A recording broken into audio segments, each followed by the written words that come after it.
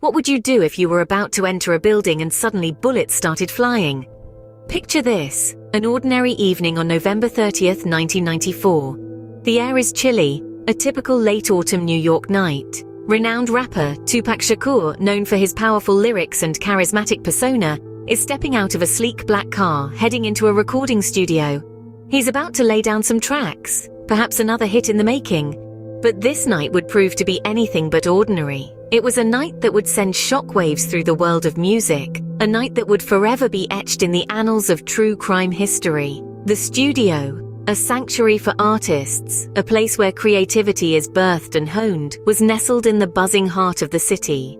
Tupac, no stranger to this environment, was ready to work his magic, to weave words into rhythm and rhyme. But as he approached the building, the stillness of the night was shattered. The eerie silence was broken by a sound far too familiar in the city that never sleeps. The sound of gunfire. Bullets pierced the quiet, each one a deadly messenger of chaos and terror. In a split second, the atmosphere shifted from tranquil to terrifying. The peaceful anticipation of a night devoted to music was replaced by the horrifying reality of an ambush. Tupac was hit. Struck multiple times, he fell to the ground, the cold concrete beneath him a stark contrast to the warmth of the lifeblood seeping from his body. The studio's entrance, once a gateway to creativity, became a gruesome crime scene. The city that had been a symphony of sounds just moments ago fell eerily silent once more. The echoes of the gunshots lingered, a chilling reminder of the violence that had just unfolded. The sudden attack left not just a man, but an entire music community reeling. The invincible Tupac, an icon of the rap world, was brought down not by rivalry in lyrics, but by a hail of bullets. And just like that, an evening meant for music turned into a nightmare. In the aftermath of the gunshots, the question on everyone's lips was, who did this? Following the shocking incident, law enforcement was quickly on the scene, their sirens piercing the night air. The police response was swift and calculated. The cordons came up, the flashing lights painted the scene in an eerie red and blue glow, and the grim task of collecting evidence began. The initial police reports painted a chaotic picture. Multiple gunshots were fired, the assailant had vanished into the night, and the victim, the renowned Tupac Shakur, was rushed to the hospital. Amid the confusion, the task of piecing together the puzzle was a daunting one. Investigators meticulously combed the scene, gathering every scrap of evidence, shell casings, witness statements, CCTV footage, anything that might hold a clue to the identity of the perpetrator. As the first rays of dawn broke over the city, news of the shooting had spread like wildfire and speculation was rife. Theories began to circulate, each more sensational than the last. Was this a random act of violence or a targeted hit? Was it related to the notorious East Coast-West Coast hip-hop rivalry, or was there a more sinister motive at play? In the world of hip-hop, where bravado and rivalry were part of the game, the list of potential suspects was long. Detectives were faced with a mountain of leads to sift through, a labyrinth of connections to untangle. The investigation was a complex web of street politics, personal vendettas, and industry rivalries. It was a daunting task, but the investigators were determined to unmask the person responsible. Yet, despite the intense scrutiny, the case was far from clear. The evidence was scattered, the leads were convoluted, and the motive was blurred. The more the investigators delved into the case, the more intricate and perplexing it became. The identity of the shooter remained a mystery, shrouded in the shadows of the night. As the dust settled, the search for the shooter had only just begun.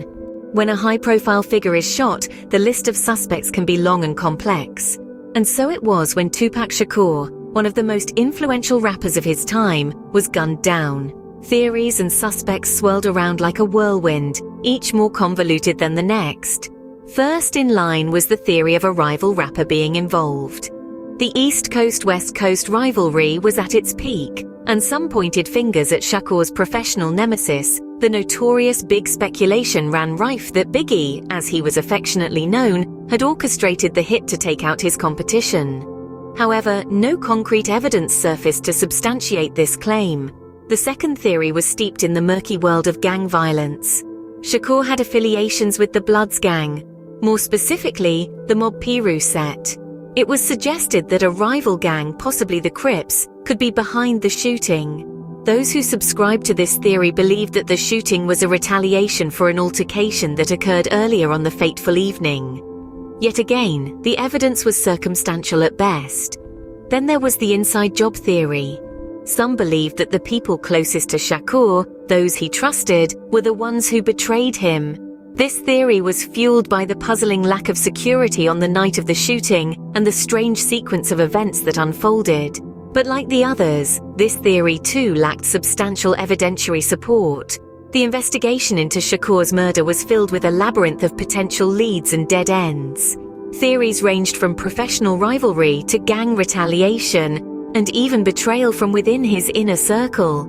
Yet each theory seemed to raise more questions than it answered. The lack of clear evidence left investigators and the public grappling in the dark.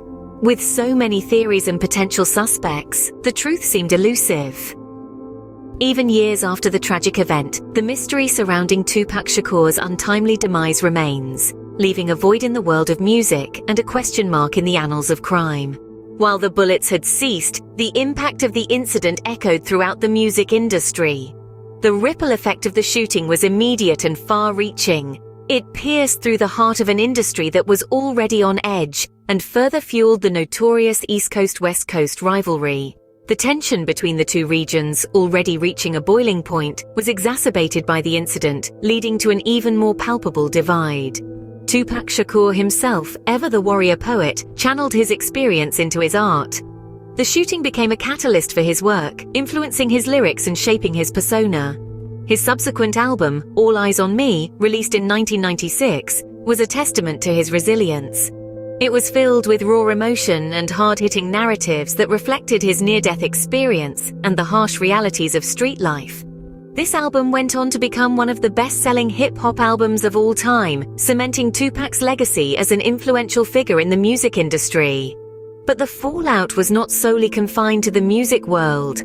The incident sparked a wider conversation about violence, gun control, and the portrayal of the African American community in the media. It served as a grim reminder of the dangers that lurked within the so-called glamour of the hip-hop industry. In the immediate aftermath, rumors and speculations were rife. Accusations were hurled, fingers were pointed, and friendships were strained. The shooting had become a symbol of the dark underbelly of fame and fortune. It was a wake-up call to many, prompting introspection within the industry and highlighting the need for change. While Tupac's career continued to flourish post-incident, the music industry was left grappling with the aftermath. The divide between the East Coast and the West Coast deepened, marking a dark period in the history of hip-hop. The rivalry, once confined to lyrical battles, had escalated to a dangerous level, serving as a stark reminder of the price of fame.